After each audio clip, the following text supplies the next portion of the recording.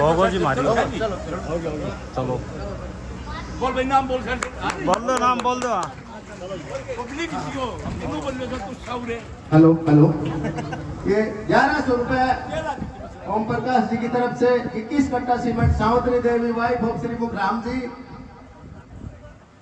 इनके परिवार से अगर कोई हो तो वो आए।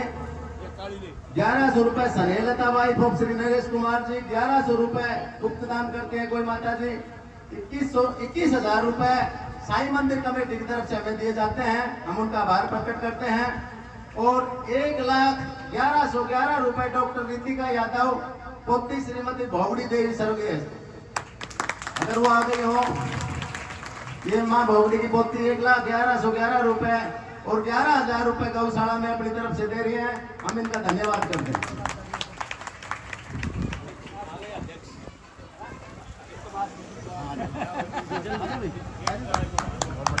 ये संस्था के अध्यक्ष की बेटी है दिनेश जी की, जो डॉक्टर है, और ये भी डॉक्टरी कर रही है और लड़का भी डॉक्टरी कर रहा है। बाबा मौलानाथ जी की कृपा से खूब देखिए इनके यहाँ तरक्की हुई है और बाबा मौलानाथ जी सबको ऐसे ही कनीना में खुशहाली सुख शांति प्रदान करते रहे। बोले बाबा मौलानाथ जी महाराज की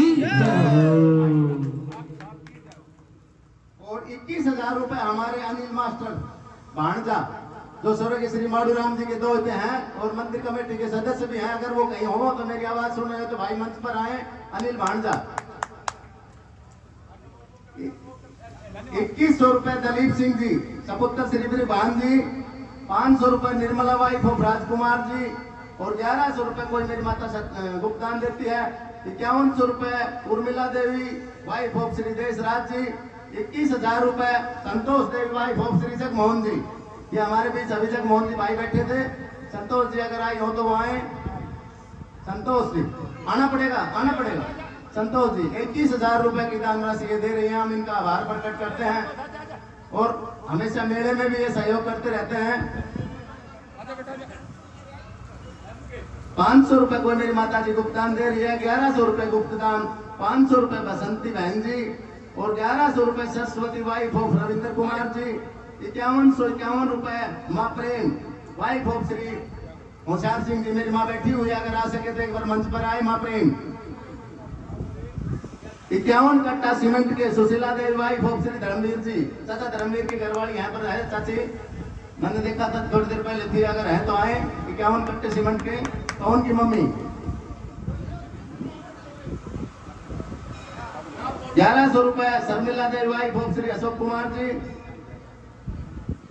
5100 रुपए कृष्णा देवी वाइफ ऑफ सतीश कुमार जी,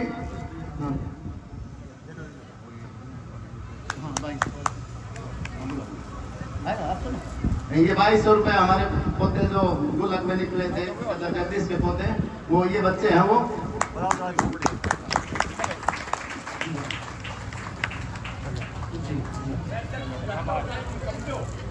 11,000 रुपए भाई राजकुमार, ये जो हमारे मेरे छोटे भाई जो आपके सामने YouTube चैनल भी चलाते हैं, 11,000 रुपए दे रहे हैं, हम इनका तहे दिल से आभार प्रकट करते हैं भाई राजकुमार जी।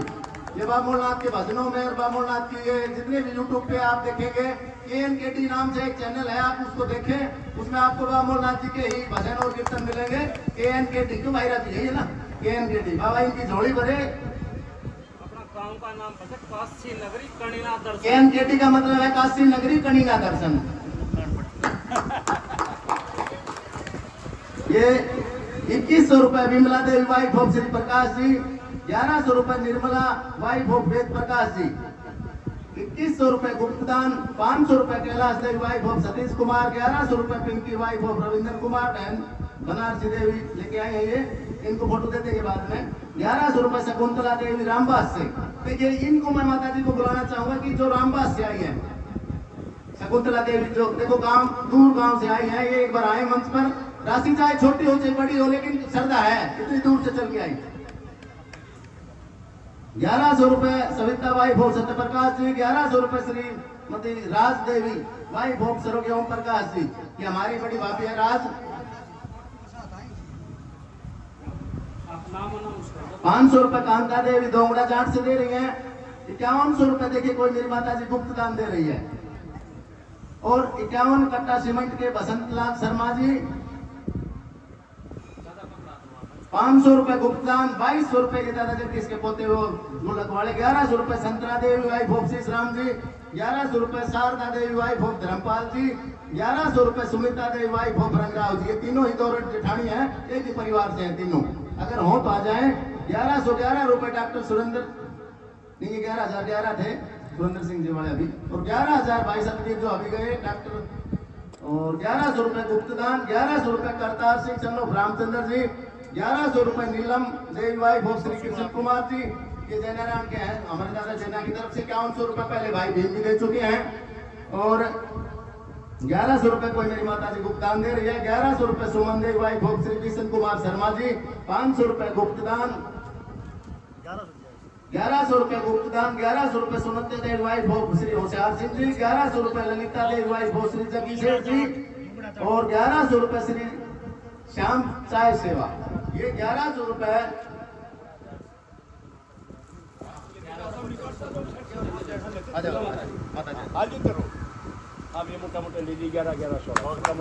इन सभी दानदाताओं से मैं क्षमा चाहूंगा अगर बीच में किसी का नाम जल्दबाजी में रह जाए तो वो नाराज ना हो। बाबा मोलनाथ को अपना ध्यान रखें कि हमने बाबा मोलनाथ जी को दिए हैं, भूल चूक हो सकती है लिखने में या वैसे, तो इसका ध्यान रखें क्योंकि करोड़ों रुपए का दान जो हीरा डाल देते हैं दान पट्टी में, पता भी नहीं लगता कौन डाल गया, तो इसलिए माफी चाहूंगा जल्दबाजी में किसी का नाम छूट जाए तो। 1100 रुपए पारस की मम्मी श्री करण सिंह जी राम कुमार के। 1100 रुपए दिल्ली वाले। 2100 रुपए पूनम देवी जगदीश मेंबर के ना जी। 1100 रुपए बबली वाइफ ऑफ जगदीश। और 500 रुपए गुप्तान। 1100 रुपए मुन्नी देवी वाइफ ऑफ सरवणजीत सिंह जी। 500 रुपए गुप्तान। और 1100 रुपए राजपाला सुरेंद्र बहुआ से। 1100 रुपए आशा वाइफ ऑफ पप्पू भांजा। 1100 रुपए मधु वाइफ ऑफ मनीष। 1100 रुपए कृष्णा वाइफ ऑफ राम सिंह रिंकू की माँ। ये सभी दानदाता दान देते हैं, हम इनका आभार प्रकट करते हैं। 1100 रुपया दीपक जी नजरा सिंह के।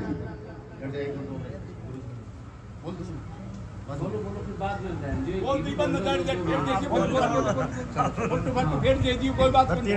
5100 रुपए भाई शिव कुमार जी जो हमारे यहाँ पर सेवा करते रहते हैं, शिव कुमार सपुत्र श्री दीपचंद बाबू जी के। 11,000 रुपए। 1100 रुपए रामगिरी जी। 1100 रुपए रामनिवास जी। 1100 रुपए मास्टर सुरेंद्र सिंह जी। और 51 कट्टा सीमेंट के हमारे अशोक गिप्टी के पापा अभय साहब जी, ये सभी दे रहे हैं। 2500 रुपए रमेश राधा कृष्ण के जी। 11,000 ये पहले भी भाई रमेश ने दिए हैं राधा कृष्ण जी के।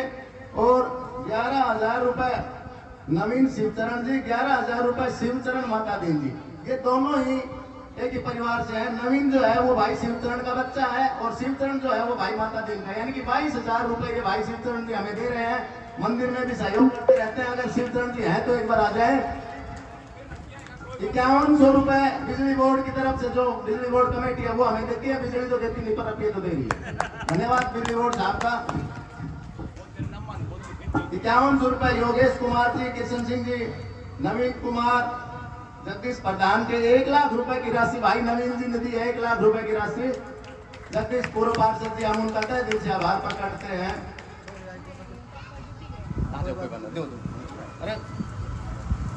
ये 5,000 रुपए कल हमारी भाभी सुशीला रह गई थी भाई पप्पू अजीत सिंह के, अगर वो हमारी भाभी जी है भाई पप्पू दादा गोविंद जी के परिवार से, भाई पप्पू सुशीला जी।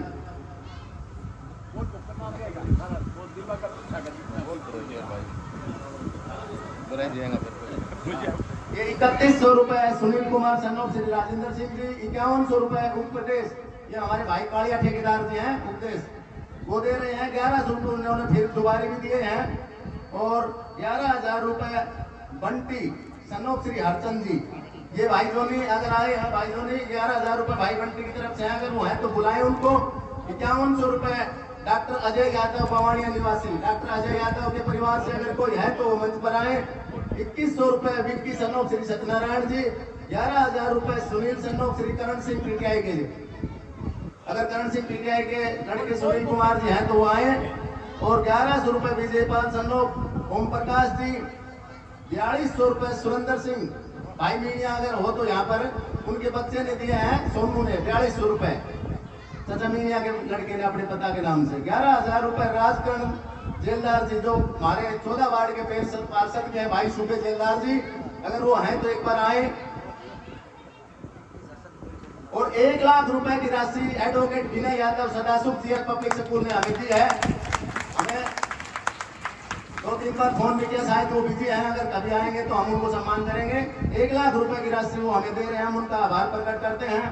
3100 रुपए कविता देवी वाइफ ऑफ हेमंत सिंह जी, 2100 रुपए हुकम सिंह सन ऑफ श्री विजय सिंह जी, 5100 रुपए पिंकी, ये हमारे भाई जोनी के मित्र हैं, एग्रीकल्चर के सामान बेचते हैं, रेवाड़ी टी पॉइंट पर उनकी दुकान है। पिंकी भाई अगर हो तो वो बुलाएं। और 10,000 रुपए राम मेघ ठेकेदार जी, ये 10,000 रुपए राम मेघ ठेकेदार जी दे रहे हैं।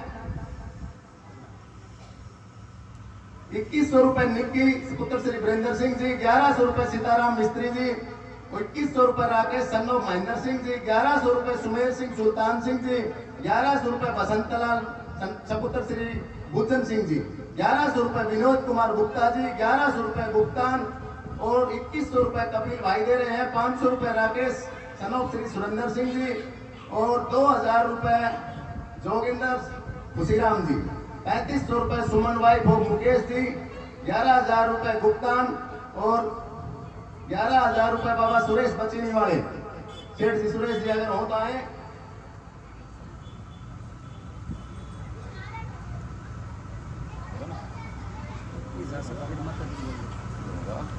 ₹1600 रुपए भुगतान और 1100 रुपए श्री छोटेलाल अल्ले जी, 1100 रुपए महिला श्याम मंडल और 51,000 रुपए हमारे सुनील भाई दे रहे हैं।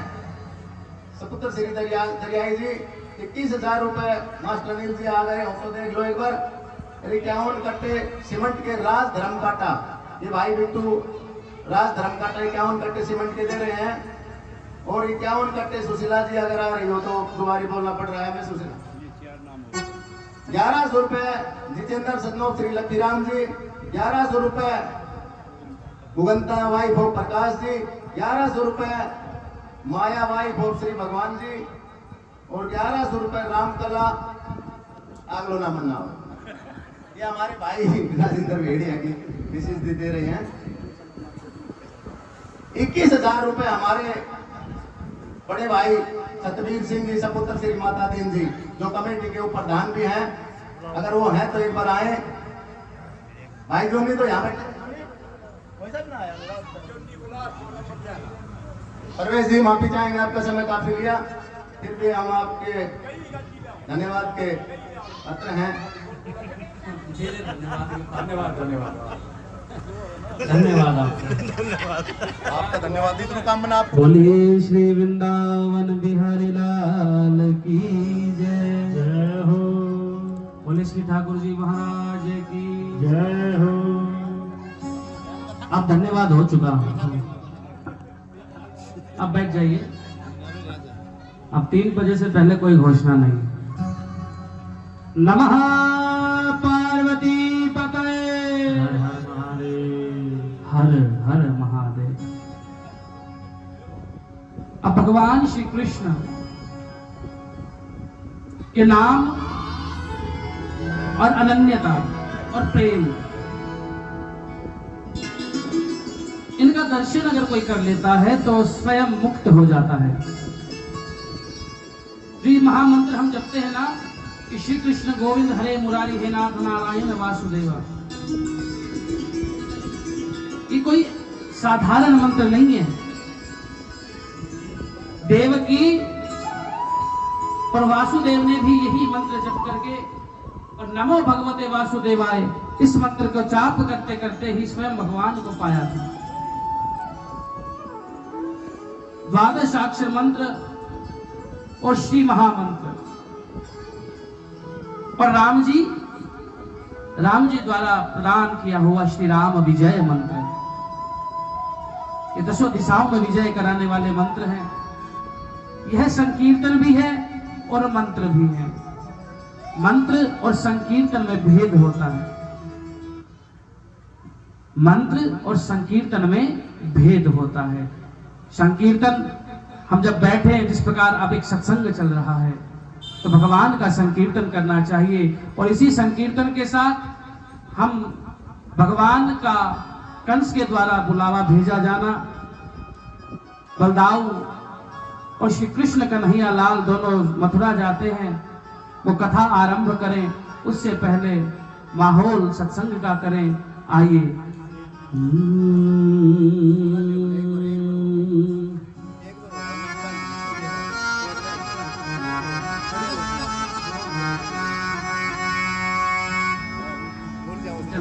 बस उसके बाद एक ही हेलो, बोले भोलेनाथ महाराज की। ये हमारी चाची कृष्णा देवी वाइफ ऑफ सतीश कुमार जी अगर हो तो एक बार जरूर आए। 5100 रुपए दिए उन्होंने, अभी मैं बोल रहा था सतीश कुमार जी के घर से दादा प्रकाश के। ये 5100 रुपए ये हमारी चाची दे रही हैं और मुझे बताते हुए बड़ी खुशी हो रही है। आपको भाई रामफल जी का स्वागत करते हैं। 2,21,000 रुपए चाचा सतीश ने मंदिर निर्माण में शुरुआत में दिए हैं। तो इनके पति हैं हमारे चाचा सतीश जी। 5100 रुपए ये अपनी तरफ से दे रही है। हम इनका तहे दिल से आभार प्रकट करते हैं। बोले बाबा मोलाती महाराज की। बंद तो ना दी, पर लोकेशन बना दी। हाँ बोल दे। ये हमारे पूरा मंदिर में सब बाढ़ भाई हो जाए। ये 5100 रुपए हमारी चाची कृष्णा देवी वाइफ ऑफ श्री सतीश कुमार जी और 2,21,000 रुपए सतीश कुमार जी सपुत्र श्री प्रकाश जी, ये हमें राशि दे रहे हैं। हम इनका आभार प्रकट करते हैं। धन्यवाद जी। 5100 रुपए भाई रामफल जी, एक बार आए। भाई रामफल जी जो अभी अभी हमारे बीच आए थे, भाई रामफल जी वीडियो 5100 रुपए की राशि भाई रामफल जी की तरफ से सपुत्र श्री सत्यनारायण जी। धन्यवाद भाई रामफल जी। होगी भाई। आइए आप बैठ जाइए। सबसे पहले संकीर्तन करते हैं सत्संग में।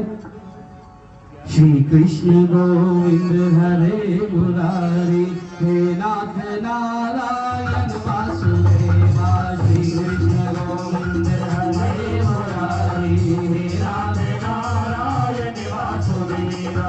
हे नाथ नारायण वासुदेवा, हे नाथ नारायण वासुदेवा। हे नाथ नारायण वासुदेवा, हे नाथ नारायण वासुदेवा।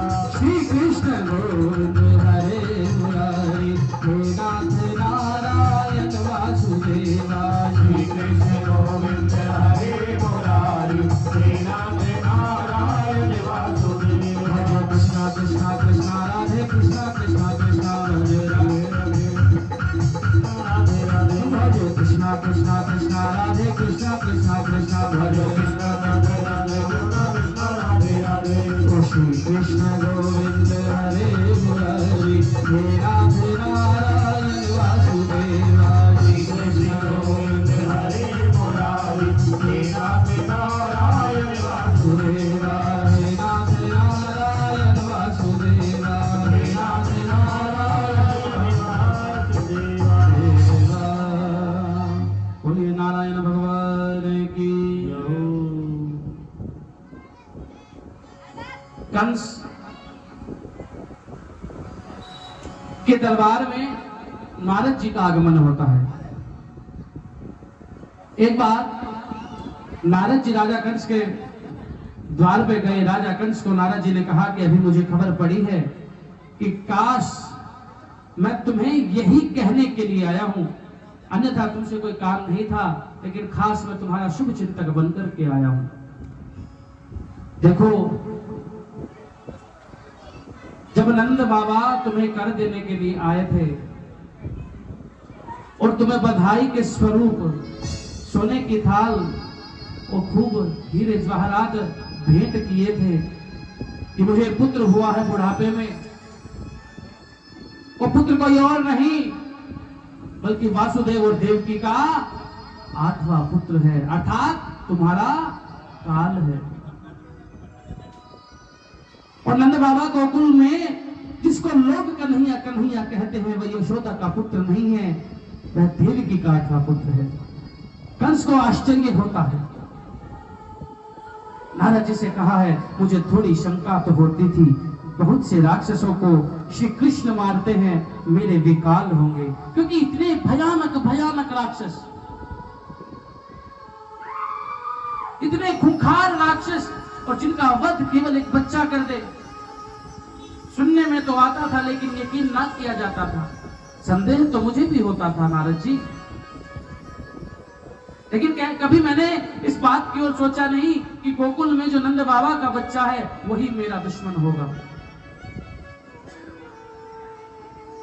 नारद जी ने कहा, शंका नहीं करना, वही तेरा काल है, इसमें कोई संदेह नहीं है।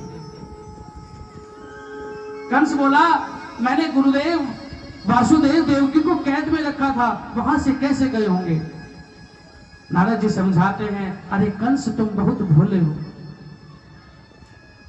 वे लोग तो बड़े कपटी हैं, तुम्हें खबर भी पड़ी नहीं, अंदर के मार्ग से गए थे, अपना पुत्र यशोदा जी की गोदी में रखा था, और यशोदा जी के यहाँ जो कन्या हुई थी वह ले आए थे, कन्या तुम्हें दे दी थी जो देवी हुई थी, और श्री कृष्ण तुम्हारे लाल हैं, श्री कृष्ण तुम्हारे काल हैं, जो कि आज यशोदा के लाल हैं। कंस ने जब सुना कि वसुदेव जी ने मुझे धोखा दिया है, कपट किया है, तो बोला कि मैं वसुदेव को मार डालूंगा। बुलाओ, सैनिकों से कहा, सैनिकों जाओ वासुदेव को बुला करके लाओ, वासुदेव को बुलाओ। कंस वासुदेव को मारने के लिए तैयार हुआ है। नारद जी को जलाना आता है और बुझाना भी आता है। आग तो लगा दी कि वो जो गोकुल में पला नंद बाबा का जो बच्चा हुआ वो कृष्ण ही तेरा काल है। और अब जब वासुदेव को मारने के लिए सबसे पहले कंस तलवार निकालता है तो नारद जी बुझाने का काम कर रहे हैं। कह रहे हैं कि आजकल कितने लोग ऐसे भी हैं, लेकिन नारद जी ने कहा तो सही कि तेरा काल वहां है। इसका मतलब यही होता है कि बहुत से लोग आग लगाना भी जानते हैं। अब नारद जी ने कहा है कि तुम ऐसा मत करो, वासुदेव को मारने से क्या लाभ होगा, तुम्हारी काल तो श्री कृष्ण है, उनको मारने का प्रयत्न करो। नारद जी ने कंस को समझाया है।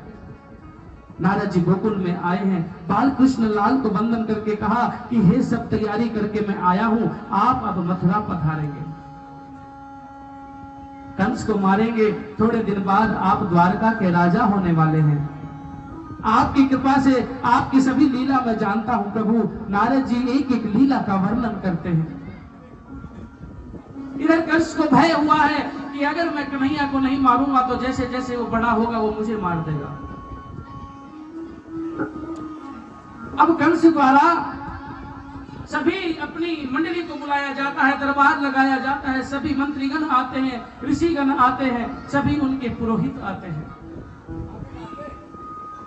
सुखदेव जी महाराज राजर्षि को सावधान करते हैं, सुखदेव जी परीक्षित जी को सावधान करते हैं और कहते हैं कि कंस को बड़ा भय लगता है कि मेरा काल 10 वर्ष का हो गया है। राजा कंस आज बहुत चिंता में है। कंस के अखाड़े में बड़े बड़े पहलवान हैं, वे कंस राजा से मिलने के लिए आए हैं। कंस को समझाते हैं, हे राजा आप घबराना नहीं, अरे ये 10-11 वर्ष का बालक है, आपका क्या बिगाड़ लेगा। आप ऐसा कीजिए, आप ऐसा कीजिए कि अपने काल को ही यहां बुला लीजिए, आप कृष्ण को यहां बुला लीजिए, फिर क्या होगा। पूरे 10-11 साल का बालक है, हम उसे मार देंगे। राजा आपके दरबार में आपके सेवक इतने बड़े बड़े पहलवान जो हैं, उस बच्चे का कोई जोर चलने वाला नहीं। लेकिन इन्हें क्या पता था, जिसने पूतना का वध कर दिया, शक्टासुर को मार दिया, बकासुर को मारा, धेनुकासुर को मारा, इतने ही असुरों को मार दिया, क्या अब वो पहलवान से डरने वाले थे? नहीं डरने वाले।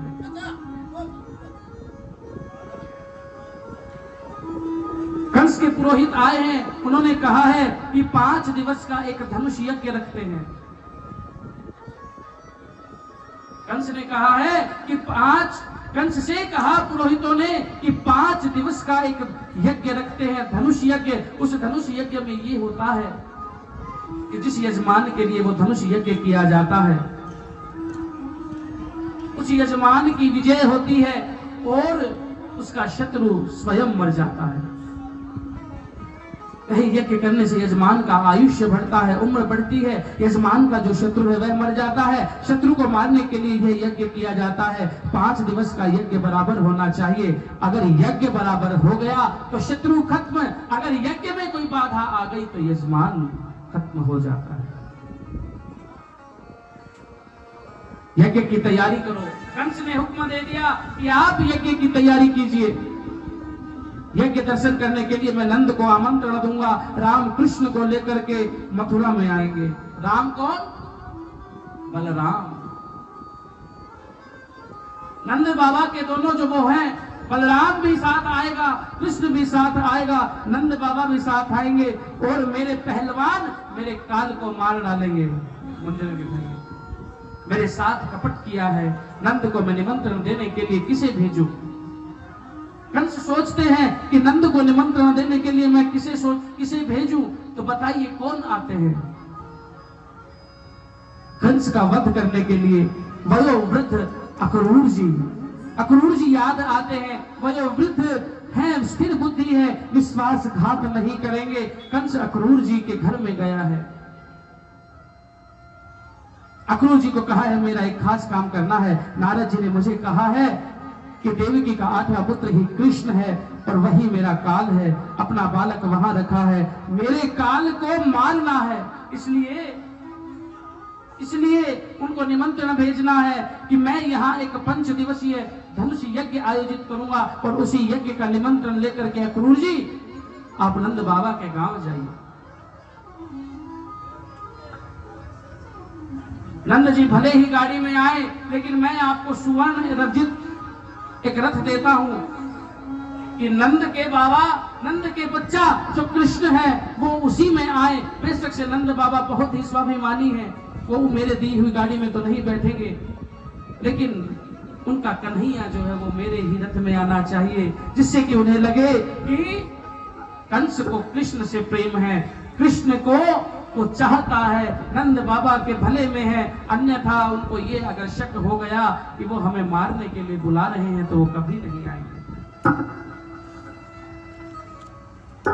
ऐसा कहते हुए जब अक्रूर जी उत्साहित होते हैं कि मैं भी कृष्ण के दर्शन करूंगा और वो नंद बाबा के गांव के लिए प्रस्थान करते हैं।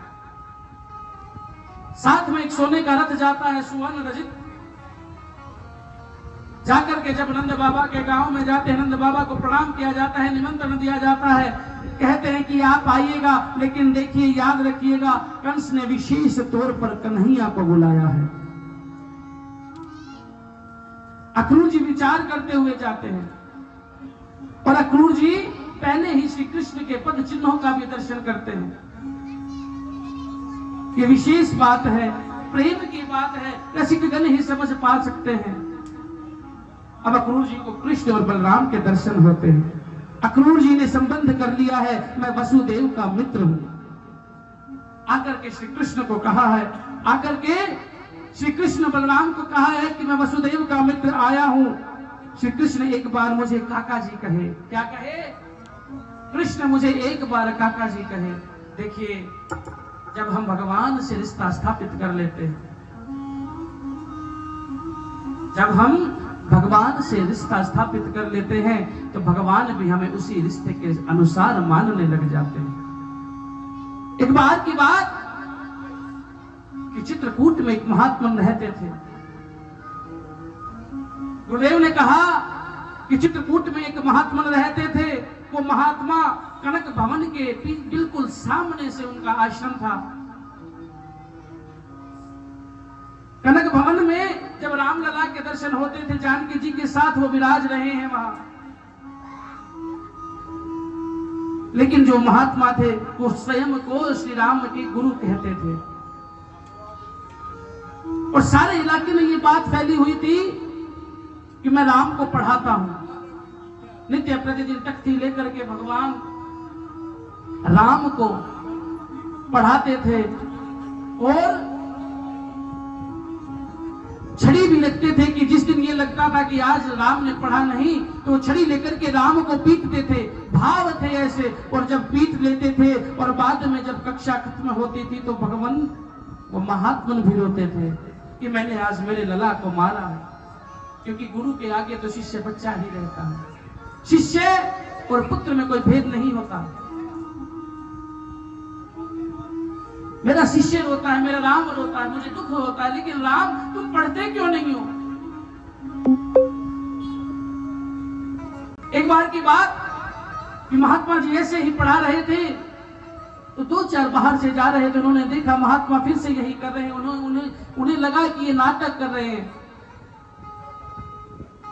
तो महात्मा के पास जाते, महात्मा से कहते हैं महाराज जी चलिए ना, आप तो कनक भवन के पास ही रहते हैं, आप राम जी के दर्शन क्यों नहीं करते?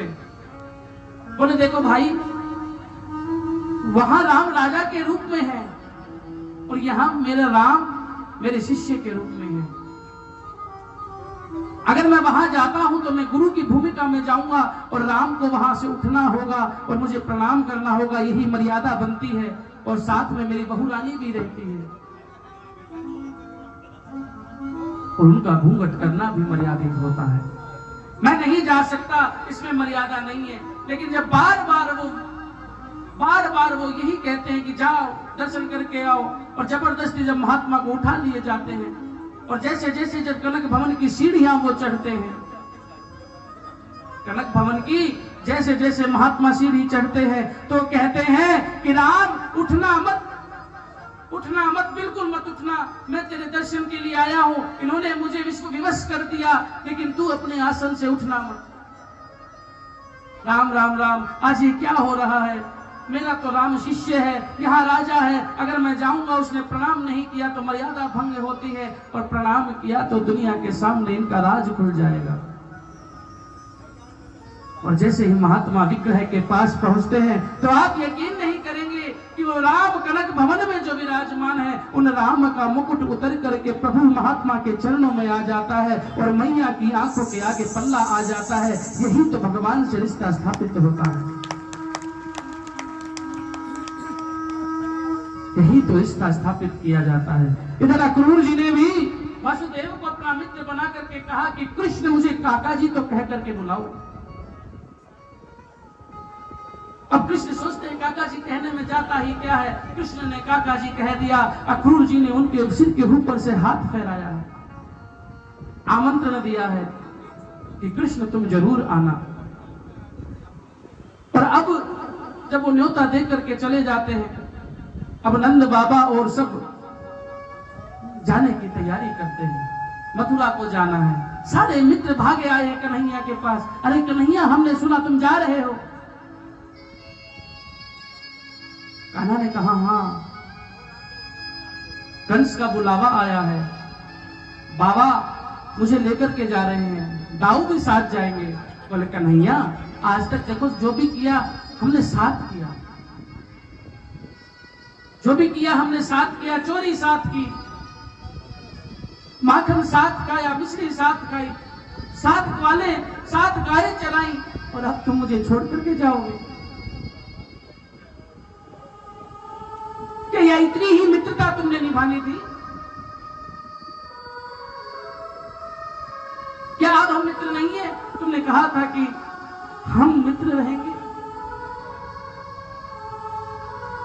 वो याद दिलाते हैं कि जन्म जन्म का साथ है हमारा तुम्हारा, हमारा तुम्हारा, जन्म जन्म का साथ है हमारा तुम्हारा, हमारा तुम्हारा, हो जन्म जन्म का साथ है हमारा तुम्हारा, हमारा तुम्हारा, जन्म जन्म का साथ है हमारा तुम्हारा, हमारा तुम्हारा, हो रहे हमेशा हम भक्तों के सिर पर हाथ तुम्हारा, रहे हमेशा हम भक्तों के सिर पर हाथ तुम्हारा, जन्म जन्म का साथ है हमारा तुम्हारा, हमारा तुम्हारा।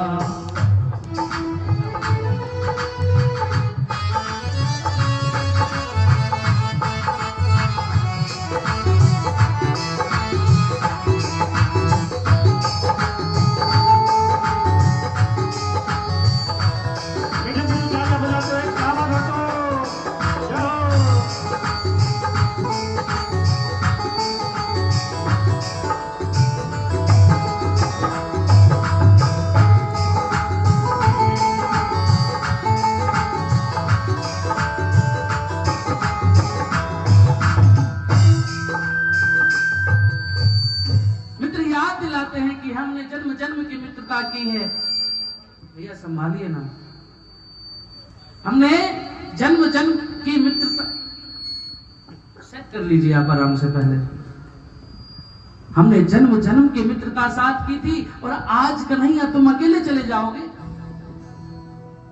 वो तोड़ करके बलदाऊ के पास जाते हैं कि दाऊ आप दोनों अकेले कैसे जाओगे, हमें भी साथ ले चलो। जब दाऊ कहते हैं कि देखो बाबा से बात करो, बाबा से, बाबा जैसे कहेंगे वैसे हो जाएगा। बाल बाल दौड़ते हुए आए हैं, नंद बाबा को कहा है कि मेरी माँ ने मुझे आज्ञा दी है, मैं मेरी माँ से पूछ के आया हूं कि मैं कान्हा के साथ जाऊं। मैया बोली जा, और ये नहीं पूछ के आया। दूसरे वाले क्यों कहते हैं कि ये पूछ के नहीं आया, मैं तो पूछ के भी आया, मुझे तो ले चलो। दाऊ कह रहे हैं कि तैयार होके जल्दी आओ, चलते हैं। कुछ मित्र कन्हैया और बलदाऊ के साथ नंद बाबा के साथ मथुरा को जाते हैं, लेकिन उससे पूर्व एक बहुत रोचक प्रसंग यह भी आता है कि अब कन्हैया को अपनी मां से भी आज्ञा लेनी है।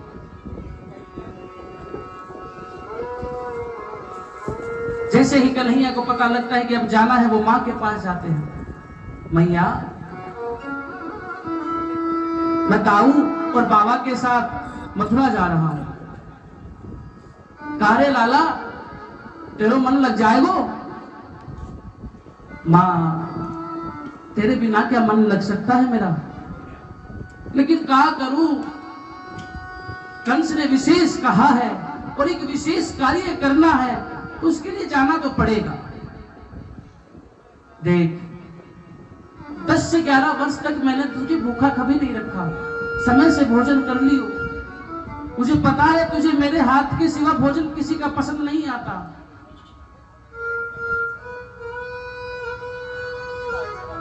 मैया रोती है, मैया रोती है, कहती है कि ठीक है, जा रहा है तो जा, तेरे बाबा साथ है, लेकिन अपना तनिक ध्यान रखियो, ध्यान रखियो। और कन्हैया चल देते हैं। फिर गोपियां मिलने आती है, गोपियों से विदाई लेते हैं। और यहां राधा से मिलने के समय आता है। राधा कहती है कि कान्हा, तुम जा तो रहे हो, लेकिन क्या मेरे मन की पीड़ा तुम समझ पाओगे? बोले कन्हैया, तुम जा रहे हो, मत जाओ। कन्हैया कहते हैं देखो मुझे बहुत जरूरी काम है राधा, मुझे जाना तो पड़ेगा। राधा कहती कन्हैया, तुम्हें ये पीड़ा महसूस नहीं होती क्योंकि तुम कन्हैया हो। जिस दिन राधा बनोगे ना, उस दिन तुम्हें पता लगेगा। बनोगे राधा तो ये जानोगे कि कितना प्यार है मुझे। ओ सांवरे, ओ सांवरे, ओ सांवरे, ओ सांवरे। बनोगे राधा तो ये जानोगे कि कितना प्यार है हमें। ओ सांवरे, ओ सांवरे, ओ सांवरे, ओ सांवरे।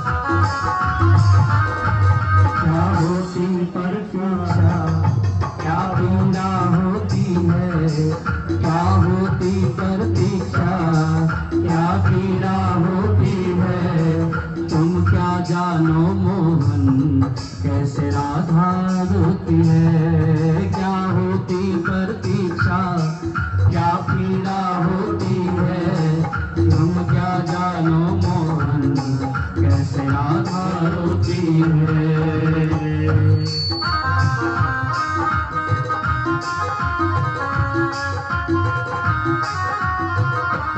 ओ सांवरे,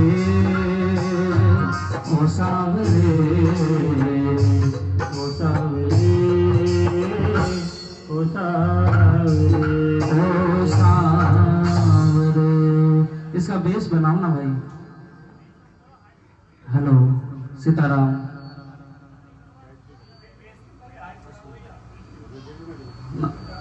बोलिए श्री कृष्ण कन्हैया लाल की, श्री वृंदावन बिहारी लाल की।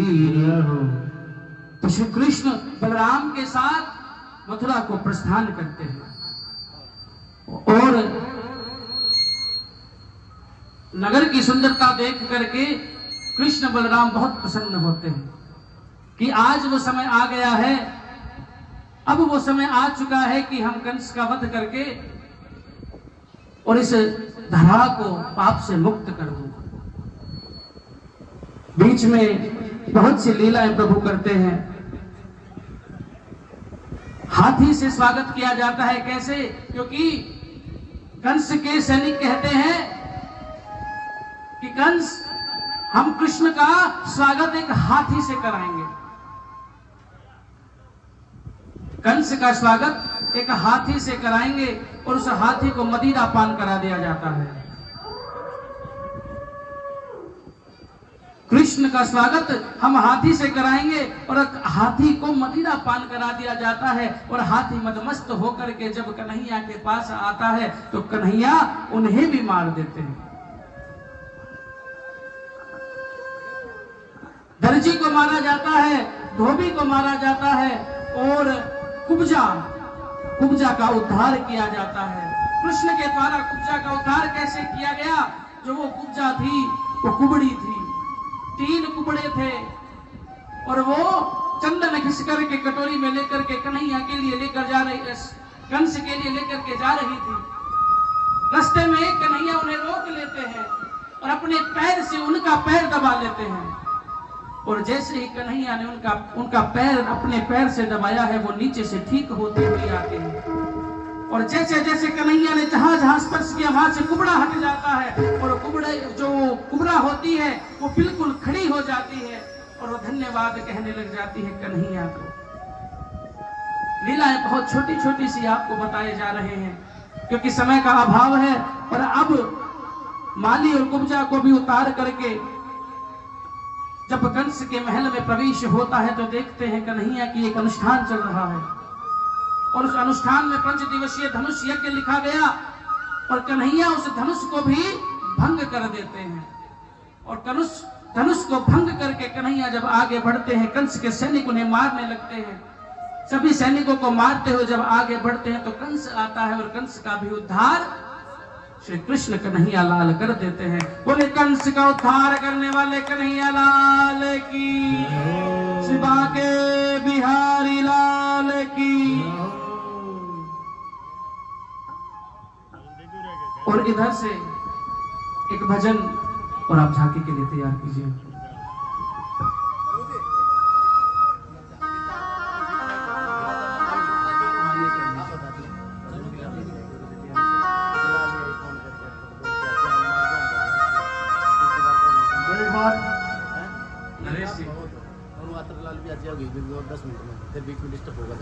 ये देखो हर एक बात को मनवा लेते हैं अपने,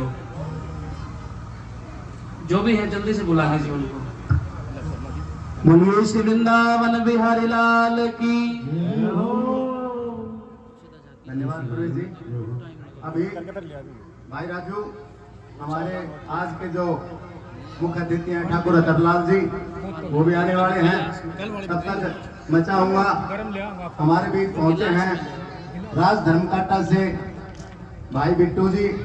इन्होंने 51 कट्टे पहले सीमेंट के दिए थे शुरुआत में अब वो बढ़ाकर 101 इकट्ठे कर रहे हैं उन्हीं को, और 11,000 रुपए की राशि अलग से दे रहे हैं। देखिए तालियां जो होती है ना, वो आने वाले इंसान का सम्मान का काम करती है, तो तालियों में कंजूसी ना बरतें। मेरी माताओं बहनों से गुजारिश है कि तालियां ऐसी बजाएं कि वो 11 लाख बना दे 11,000। भाई राज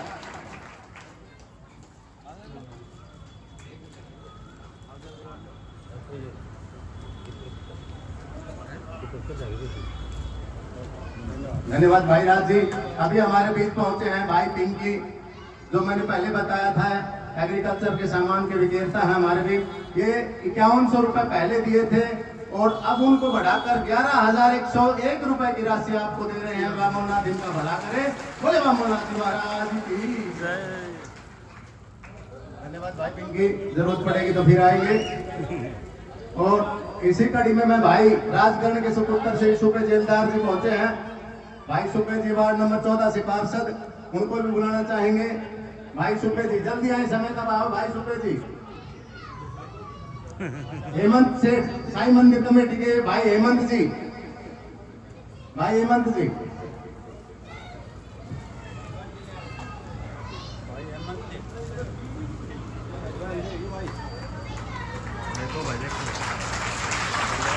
ये हमारे भाई सुखी सिंह जी 11,000 रुपए की राशि इन्होंने दी है, वार्ड नंबर 14 से पार्षद।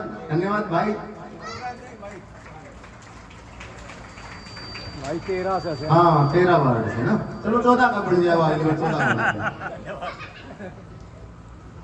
और किसे भाई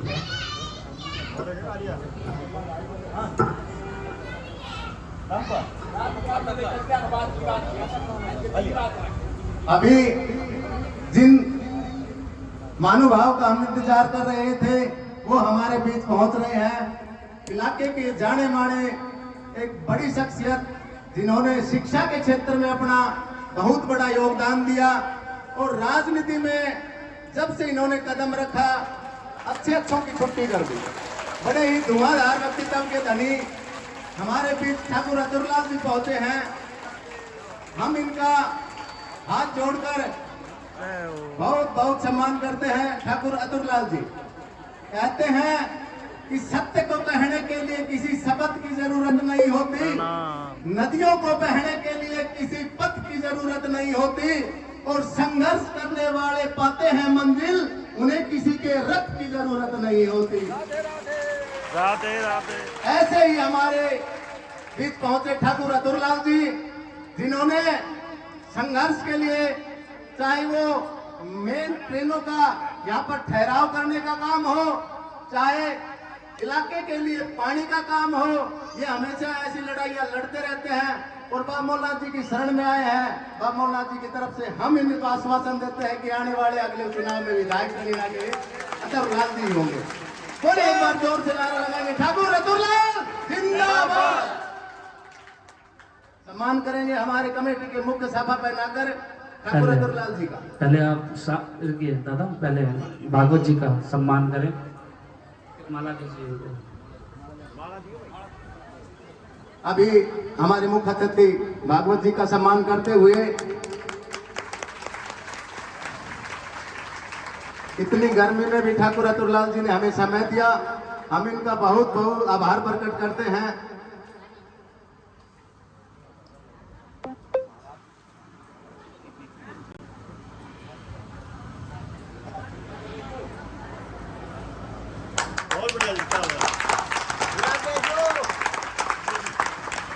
स्माइल।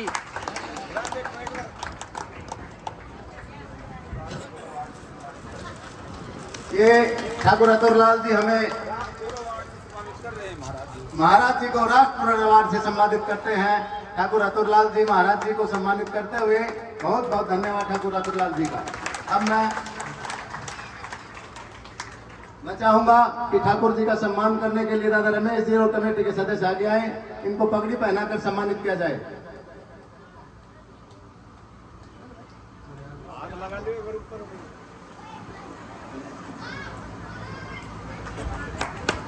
तालियां भाई तालियां।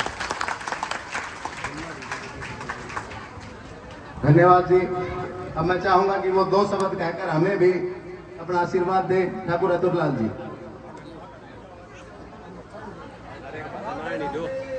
एक भजन आनी जो एक भजन नेताजी वो भजन सुना है तो एक भजन सुना है करो। ठीक है। बहुत ही सम्मानित, आदरणीय और पूजनीय लोक देवता और ग्राम देवता बाबा मोरनाथ के चरणों में और श्याम बाबा के चरणों में प्रणाम करता हुआ यहाँ उपस्थित हिंदुस्तान के महान कथावाचक आचार्य श्री प्रवेश शास्त्री जी और मोरनाथ कमेटी के सदस्य प्रधान श्री दिनेश यादव जी और सारे भागवत के अनुयायी भाइयों बहनों, आप सबका बहुत बहुत अभिनंदन करता हूँ। बहुत बहुत आपकी खुशहाली कामना और आपकी ये कथा महाराज, आपके विचार पूरे इस जिला में जो भागवत कथा का रसास्वादन हो रहा है, पूरी बहार एक इलाके में आ रही है, पूरी बहार इलाके में आ रही है। और जहाँ भागवत होती है वहाँ बहार तो अपने आप आ जाती है। तो मैं तकरीर तो आप बहुत सुनो से मैं तो भजन ही सुना दूँ तो फिर आप तो बहार आ रही है महाराज आपके प्रवचनों से। बजाओ भाई, बजाओ भाई के केडी जी म्यूजिक वाला की जगह भाई आ जाओ। आइए। भाई बात दोनों बजे आने से जिसके आए बाहर।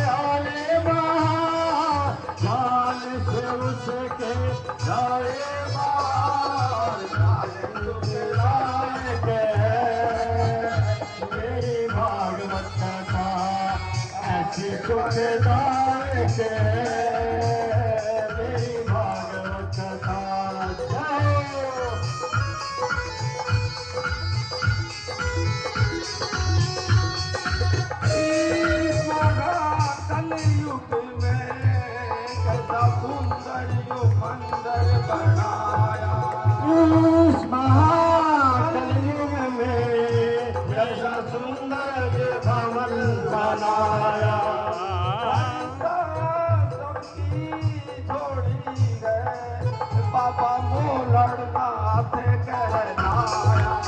प्यास अभी की झोली है बाबा मोलर के राग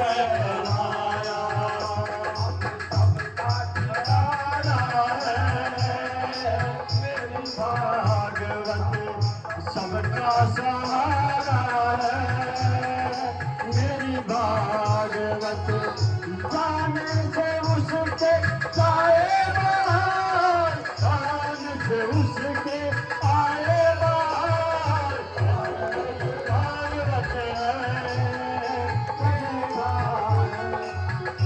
बड़ी सुखदायक है मेरी भागवत बड़ी सुखदायक है मेरी भागवत प्यास परमेश्वर माने कैसा सुंदर दरबार सजाया प्यास परमेश्वर माने कैसा सुंदर दरबार सजाया धर्म की कथा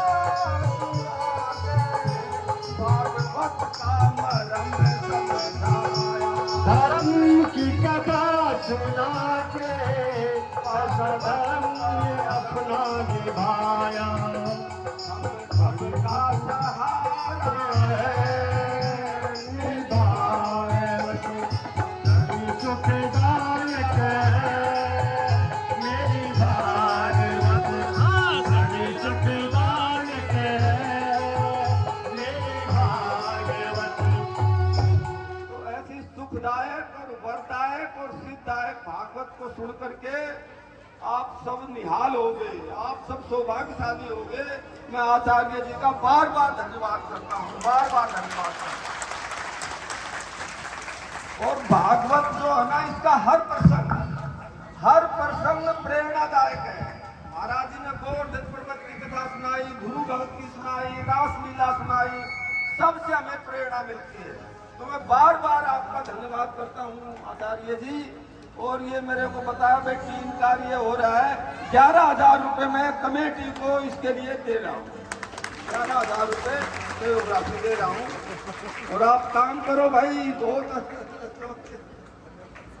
देखिए नेताजी, तीन टाइम नहीं हो रहा, ये एक भवन निर्माण हो रहा, बड़ा ही सुंदर भवन निर्माण हो रहा बाबा मोरनाथ के लिए। और हम आपसे प्रार्थना करते हैं, 11,000 रुपए से करोड़ों के काम नहीं होते जी। आप सुन लो, उसमें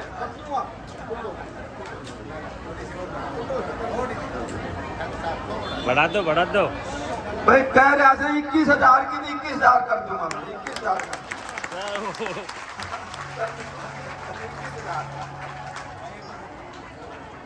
हाँ मोमेंटो कर दो भाई।